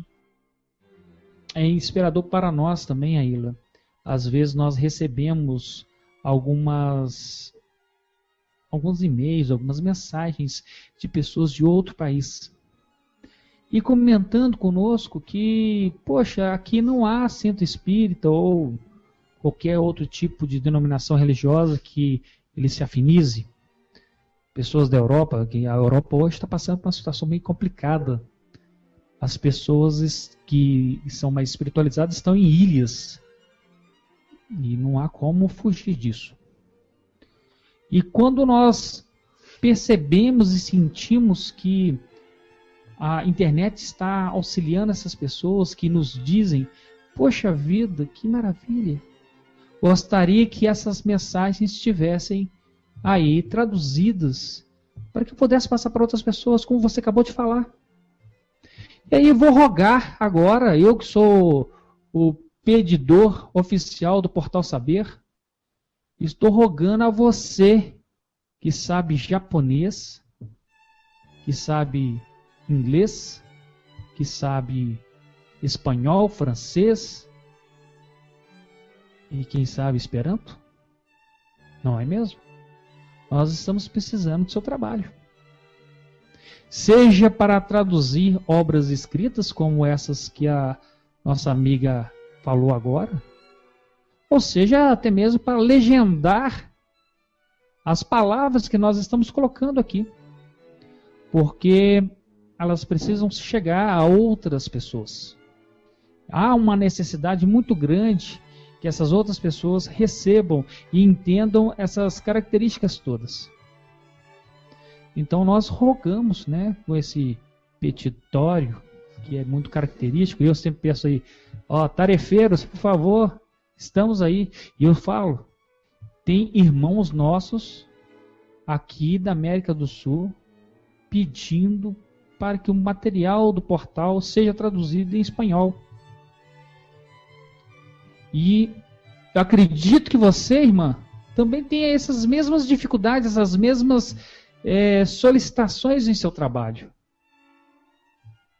Não é mesmo? Tenho sim, tem muita coisa que é colocada no YouTube e as pessoas dizem assim, seria tão bom se tivesse legenda. O Luiz Sérgio Marota já fez legenda para uma palestra minha, que eu fiz lá em Campo Grande sobre o papel de Paulo na divulgação dos ensinamentos de Jesus, que já está com legendas em inglês. Né? Tem mais uma pronta aí, ó. A Carolina fez. Certo. Então, eu acho que é uma coisa que a gente fez o melhor, não tira dinheiro de ninguém, entendeu? Ninguém precisa de... o que a gente precisa? De boa vontade, precisa de gente as pessoas que entendem da tecnologia, o pessoal de Campo Grande colocou à disposição, né? Transmitir foi uma beleza, não houve problema nenhum. E aí teve um moço que ele é dentista, brasileiro, mora em Campo Grande, que foi voluntário para fazer a oração em Nihongo, né, em japonês, e também para fazer uma saudação em japonês. Fez toda a diferença, isso que ele fez antes da palestra, sabe? Que até mesmo para um nível espiritual era importante que essa assistência espiritual pudesse ouvir aquelas palavras em japonês, sabe? Então, isso aí ajudou bastante. Eu me senti fortalecida, eu me senti inspirada. Então, eu vejo que isso aí, que já foi falado aqui sobre a tecnologia, para mim isso aí é só uma evolução daquilo que Paulo fez. Inclusive, Paulo de Tarso, nos seus escritos, né, confirmou isso. Ele me deu uma palavra lá, eu abri a Bíblia, lá no Atos dos Apóstolos, quando ele tem uma visão do Macedônio, que diz assim, praticamente o que o Samurai diz para mim: Paulo vem aqui na Macedônia nos ajudar. Então ele mudou o curso daquilo que ele estava fazendo para se dirigir à Macedônia. Então ele usava o meio mais avançado de comunicação na época, que era as cartas, as epístolas. Então nós temos agora a internet. Então você vê, 9h30 da manhã em Campo Grande, que é uma hora de diferença de Brasília, né? Então teve até que calcular isso, porque além de calcular o fuso horário Tóquio, Brasília, ainda teve que calcular também o de Campo Grande. E aí fizemos a palestra, para eles era sábado à noite, para nós era de manhã. E aí eles foram dormir e nós fomos trabalhar bastante. Foi um dia bem cheio. Para nós era noite, para eles era domingo de manhã, fazer a outra palestra, não é? Então, isso saiu tudo uma perfeição, assim, uma coisa que, para ter sido feita a primeira vez, foi impecável, assim, a qualidade do que a gente transmitiu. Né? Porque a gente só esperava um pouquinho. Eu dizia, tem pergunta? Eu dizia, não, vamos ouvir a sua resposta. Mas foi, assim, uma experiência muito gratificante. Eu sinto que eu devo avançar para águas mais profundas, mais afastadas, né? E que se deu certo com o Japão, que são 12 horas de diferença no fuso horário, pode dar certo com a Itália, pode dar certo com a Inglaterra, pode dar certo com qualquer outro, porque a Europa também, ela precisa de ajuda, né? A Europa é muito preocupante. Só sei que o padre Caetano dizia que o Brasil é o responsável pela nova evangelização mundial. Então é daqui que vai sair a nova evangelização. E ele dizia, se alguém for estudar fora do Brasil, vai e volte logo, porque é daqui do Brasil que vai sair a evangelização. Enquanto você esteja lá, você viva a sua fé, testemunha a sua fé, porque o brasileiro, ele tem um jeito de ser cristão que ninguém mais teve, que mais se aproxima da igreja primitiva, não é? Então, eu acredito muito nessa previsão, essa profecia do padre Caetano. Não é? Acho que eu não preciso ir para lugar nenhum, não sinto vontade. Claro que quem ama quer abraço, né? Então eles falam, quando é que você vem aqui? Mas eles têm uma vida muito difícil, eles não são ricos, eles não estão nadando em dinheiro como a gente pensa, e eles não têm motivo para fazer esses gastos, e nenhum de nós gastamos. A gente tinha direito a milhas e a pontos nas passagens de avião, a gente contou com amigos e a gente fez tudo sem entrar nessa questão de gastos nem de nada, não é? Então, são amigos que estão juntos. Aí, pessoas no Japão que eu amo mesmo, sem nunca ter visto, amo de coração, me sinto preocupada, oro por eles, estou sempre perguntando como é que estão, estou tentando acompanhar na medida do possível, me sinto muito vinculada a essas pessoas. Eu não entendo o Japão e nem tenho nenhuma vontade de ir ao Japão, mas me sinto como uma missionária, como os antigos missionários jesuítas, que também não foram ao Japão por causa do Japão, eles foram por causa do Evangelho, e eles tinham que ir, porque não havia como evangelizar sem ir, não é? Mas não era assim como outras pessoas que vão para fora do Brasil com o objetivo de ganhar dinheiro. O objetivo é evangelizar, né? Ajudar quem já está lá, já está lá há muito tempo tentando, não é? Eles se sentem assim, eles se sentem como se fossem desprezados pelos irmãos brasileiros que parece que os largaram lá na diáspora. e não dão a mão. Então, quem podia saber disso? Se não fosse esse sonho, eu nunca teria ficado sabendo. Né? E o que eu digo para eles é, vocês não estão sozinhos, continua na luta aí que nós estamos juntos. Para aqueles que ficaram sensibilizados e podem nos auxiliar para os trabalhos do Portal Saber, entre em contato em contato@portalsaber.org. Mas, minha irmã, se alguém quiser trabalhar junto com você nesse trabalho, qual que é o e-mail que ele poderia te mandar para conversar?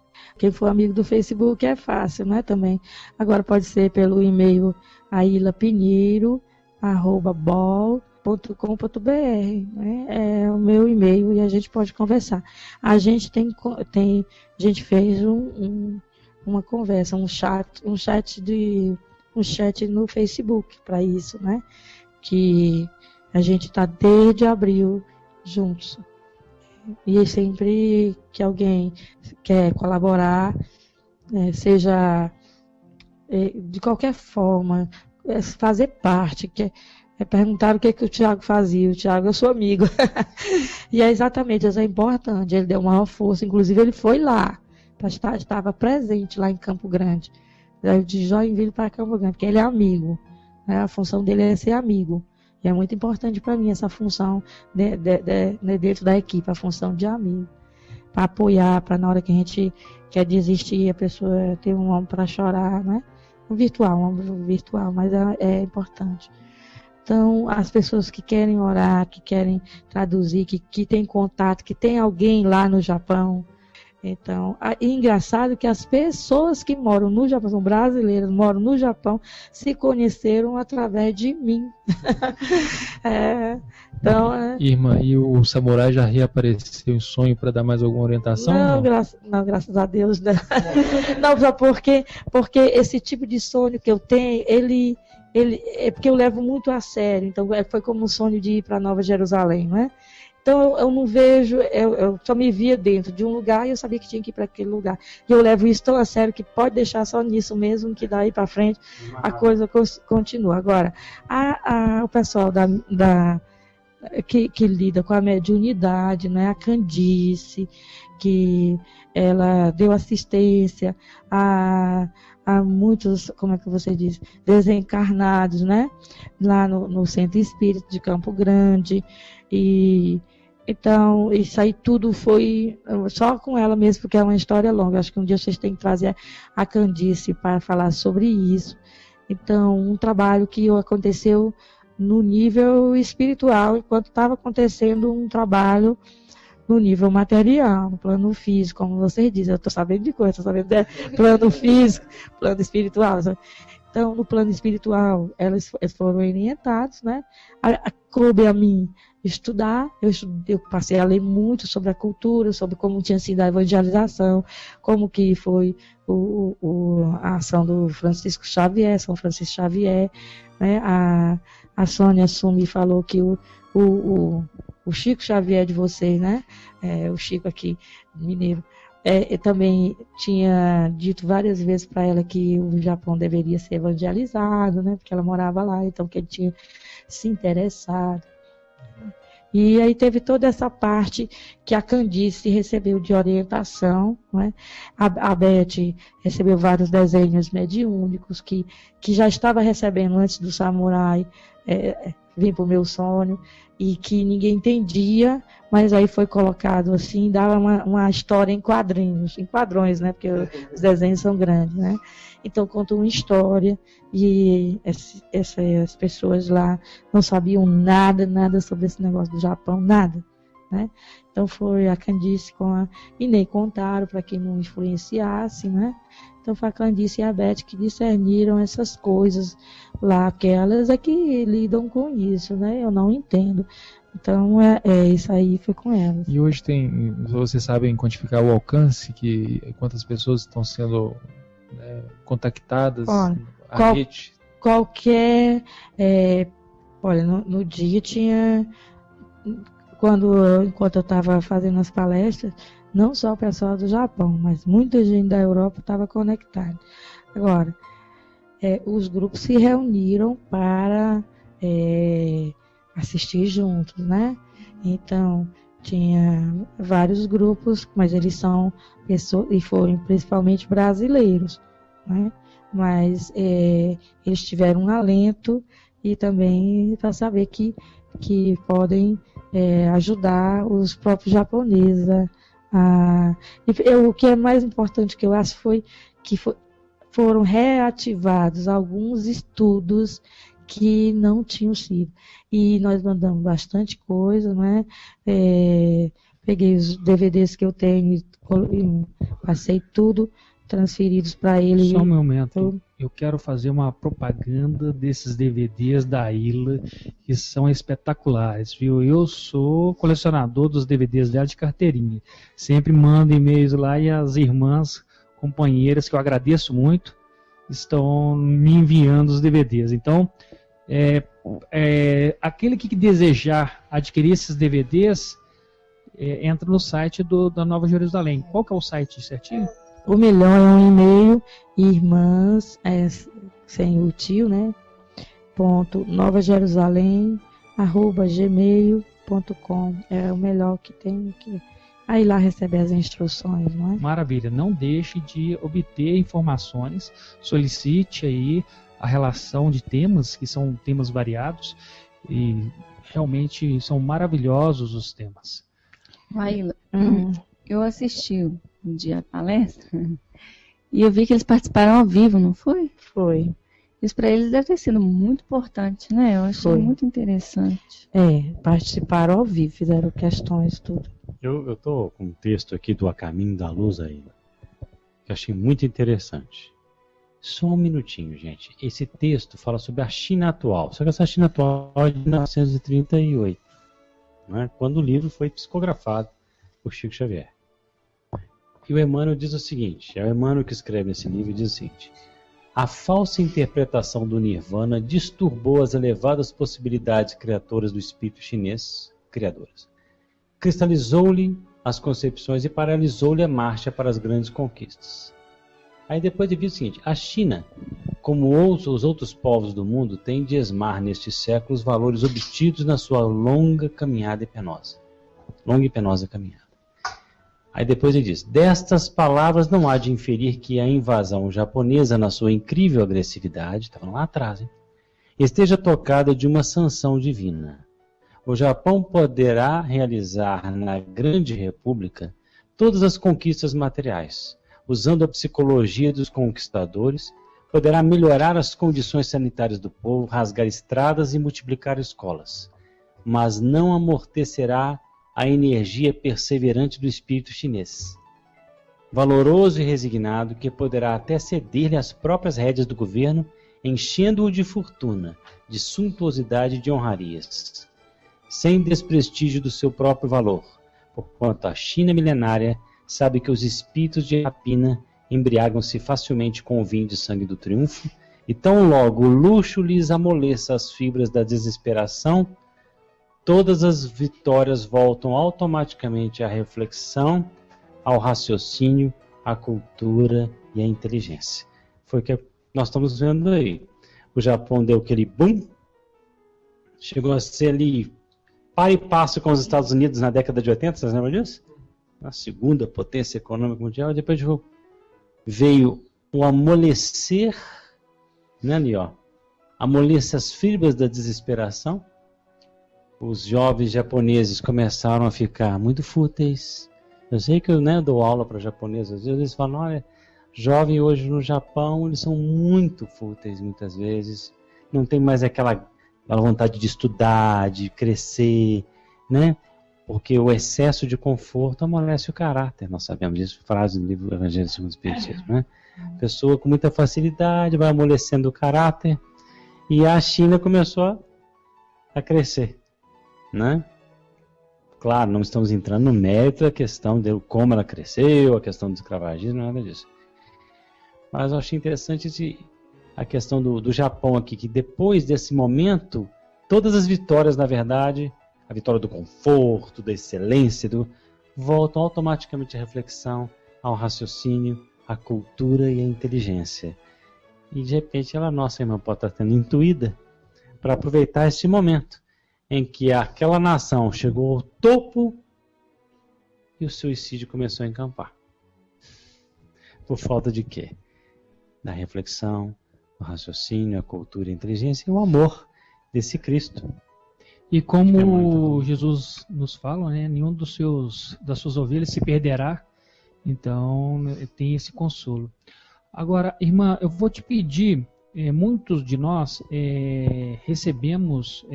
conhecemos a história do Padre Caetano pelo Pode Saber, Pode Ser, né, lá do portal Ser, com o Haroldo e a turma lá. Mas acredito que possa haver alguns que ainda não conhecem quem é esse grande homem. Você pode fazer para a gente uma pequena biografia dele? Tá. O Padre Caetano, ele se chamava Guitan e nasceu na Bélgica, em Oval. Era filho de uma condessa e por causa das guerras, principalmente a nobreza, passou por muitas dificuldades, né? Então, ele sendo de família real, ele não pôde não ir para a guerra, ele teve que ir, que era o grande desgosto dele, era ter ido para a guerra. E quando ele chegou das lutas lá, ele entrou no mosteiro, num antigo mosteiro em Oval, Nossa Senhora, que é chamado Mosteiro Notre Dame do Oval. Então, é um mosteiro em honra a Maria Santíssima.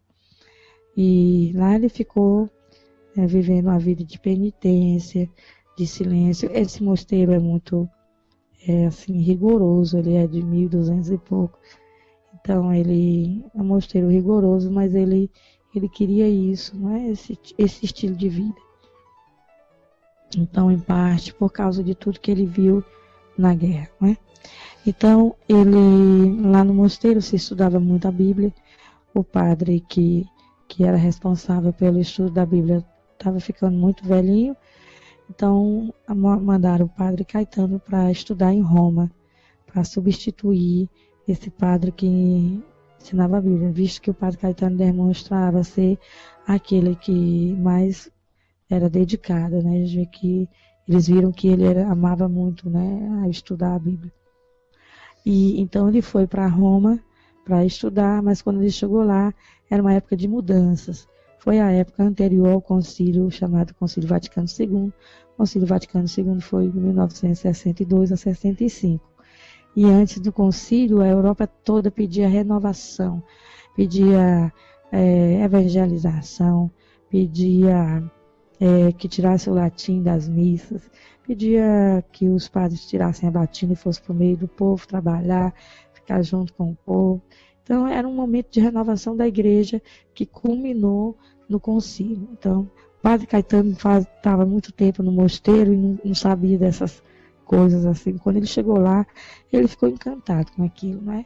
Então, ele fez os cursos de Bíblia que ele tinha que fazer e aí ele voltou para o mosteiro cheio dessas ideias de renovação. Para ele, os monges deveriam sair todos do mosteiro, largar a vida de penitência e evangelizar, que era mais importante do que ficar fazendo penitência. Mas ele não foi aceito, porque era uma mudança muito brusca no mosteiro. Então, como ele lutou por vários anos, não conseguiu, então ele fez a opção por fazer um retiro sobre o que ele iria fazer na vida dele. E no retiro, ele meditou muito sobre a carta aos Gálatas. A Jerusalém é nossa mãe e ela é livre, não é? Então ele achou que isso era um chamado para a libertação das amarras de séculos de medievalismo na igreja. E abertura para a ciência, abertura para muita coisa, né? Então, ele discerniu vir para o Brasil. Veio para o Brasil, sem saber direito para onde vir. Ele veio para o mosteiro beneditino lá da Bahia. Ficou algum tempo lá, ensinava a Bíblia, mas não era aquilo. Ele só tinha caído no mosteiro mais moderno, mas continuava no mosteiro. Então, ele pediu para fazer uma experiência no meio do povo. Resumindo a história, ele foi para o bairro mais perigoso que que era o bairro do Pirambu. Hoje são 4 bairros, foi desmembrado em 4 bairros. Era praticamente um campo de concentração da ditadura militar, né? Então, quando os chamados retirantes fugiam da seca e chegavam na capital, eles eram levados para lá e eles não podiam sair de lá para não ter mendigos na cidade. Então, criou uma revolta, era o porão do Nordeste era lá. E aquilo não podia ficar muito tempo sem explodir em violência, né? Então se tornou uma favela extremamente violenta, a segunda maior da América Latina, perdendo somente para uma favela no Rio de Janeiro na época, né?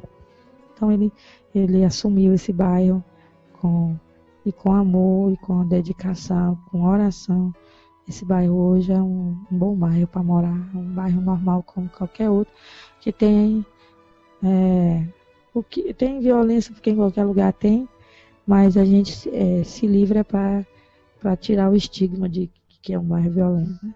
Então, uma pessoa que abandonou toda uma vida de riqueza, títulos de honra, e, como dizia o pessoal lá, quando ele chegou, ele parecia realmente um príncipe. Tinha uma nobreza, uma postura diferente daqueles pobres vindo do interior, né?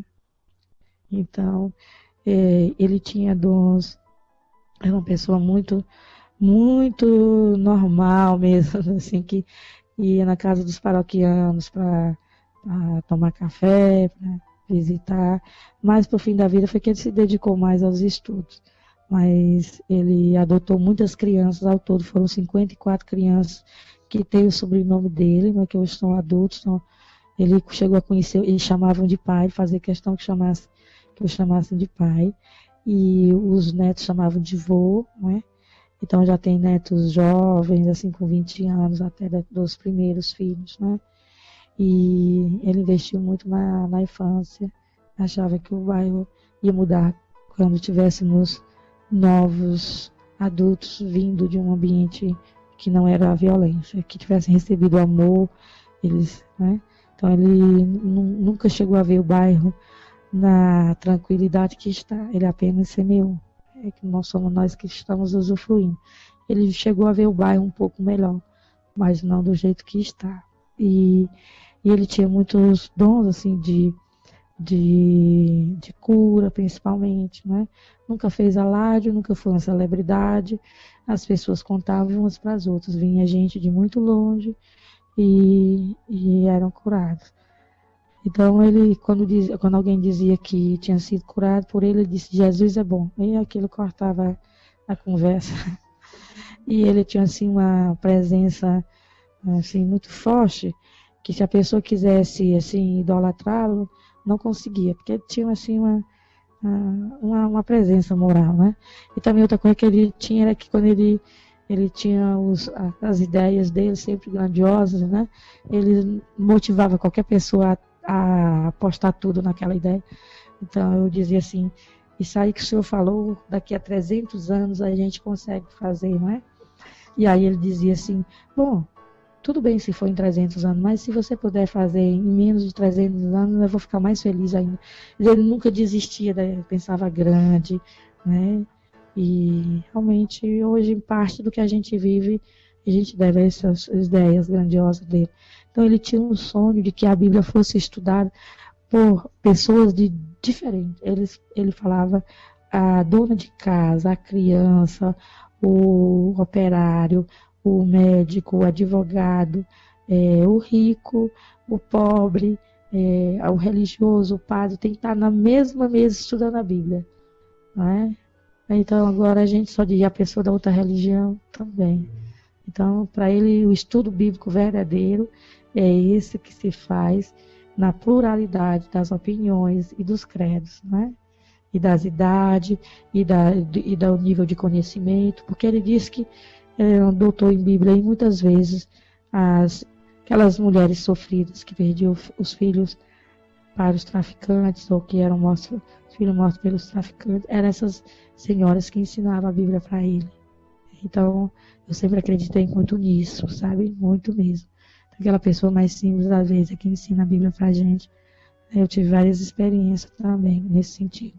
E as pessoas no seu momento, no seu nível de evolução de maturidade, ela tem algo a dizer e que o outro também tem. Então, algumas pessoas são mais avançadas intelectualmente e outras moralmente. E às vezes a que é mais evoluída moralmente é a pessoa mais pobre, a pessoa que quer ser analfabeto. Né? Então, isso tudo ajuda a fazer um bom estudo bíblico, né? Quando cada um diz o que entendeu.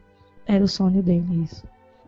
Interessante o que a senhora falou, porque mostra claramente que a fonte de todo mal é a ignorância mesmo, né? Quando as pessoas ficam um pouco mais instruídas, isso não tem relação também com anos em faculdade, nem escola, nem nada, né? Mas uma instrução na essência da fé cristã, e quando ele se aproxima disso, seja qual for a via, né, as pessoas vão percebendo que as diferenças vão desaparecendo, né?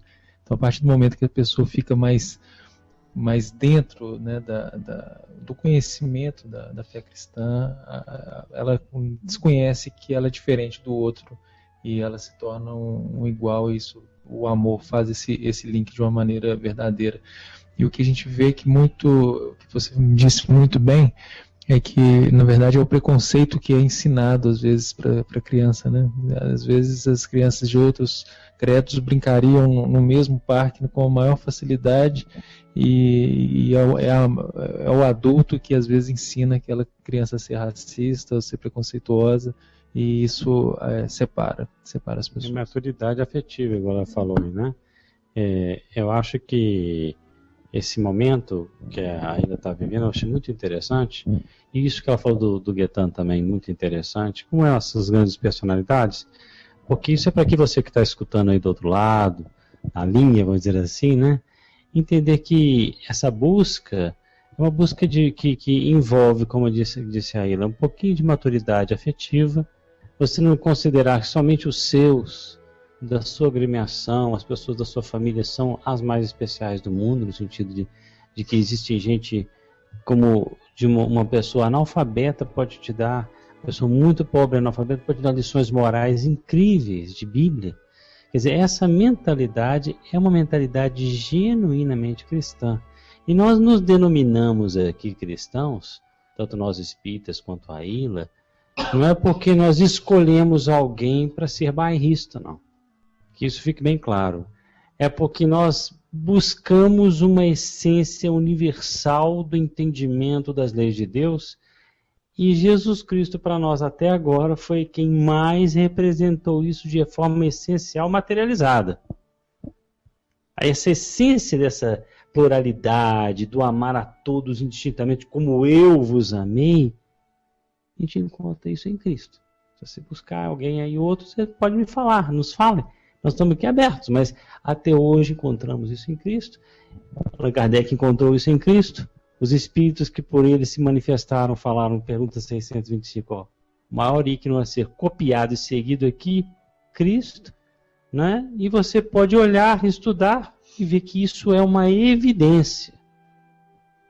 Né? Essa que é a questão. Por isso que há esse interesse da gente falar de Cristo para a humanidade. Porque isso não é imposição de dogmas. Isso é simplesmente uma sugestão de fraternidade. Sugestão de amor. Vamos nos amar mais. Vamos tentar nos compreender e nos aceitar. Quem fala assim, mesmo não colocando a palavra Cristo lá, cristão. Não é? E lembrando da questão do Japão, achei mais uma coisinha legal aqui. Mais uma vez do Emmanuel, no A Caminho da Luz. Ele não está falando exatamente do Japão, ele está falando da China e do Japão, porque nessa época que ele escreveu, o Japão estava dominando a China. Estava realmente massacrando a China. E ele fala o seguinte: é verdade que a palavra direta do Cristo, consubstanciada no seu Evangelho, ainda não chegou até lá, de um modo geral, aclarando o caminho de todos os corações. Mas um sopro de vida romperá as sombras milenárias que caíram sobre a República Chinesa, onde milhões de almas repousam indevidamente na falsa compreensão do Nirvana e do Absoluto. Mãos valorosas erguerão o monumento evangélico naquele mundo de dolorosas antiguidades. E um novo dia raiará para a grande nação que se tornou um símbolo de paciência e de perseverança para os outros povos. Esperemos a providência daquele, falando com letra maiúscula, de Jesus, que guarda em suas mãos augustas e misericordiosas a direção do mundo. Bem-aventurados os pacíficos, os aflitos, os humildes. E as suas palavras mansas e carinhosas nos fazem lembrar a China milenária, que, amando a paz, sofre agora o insulto das forças tenebrosas da ambição, da injustiça e da iniquidade. Isso falando do ataque, Isso é Emmanuel. Mas, que você vê, já está no plano, não é, Eila? Está dentro do projeto. Maravilha. E com essas palavras de Emmanuel, vamos encerrar, e já com o coração cheio de saudades. Sugiro a quem tenha gostado desse episódio, ouça o episódio Pode Saber número 5. Nós temos 2 episódios, número 5, o A e o B, que foi feito também com a nossa querida irmã Aila. Então, não deixe de escutá-los. Esse é o nosso convite. O nosso convite é que todos nos auxiliem a auxiliar. Então, novamente, se você tem habilidades de línguas ou deseja fazer o trabalho junto com a Aila, junte-se a nós. Um grande abraço e desejo a todos que Jesus fique no coração de cada um.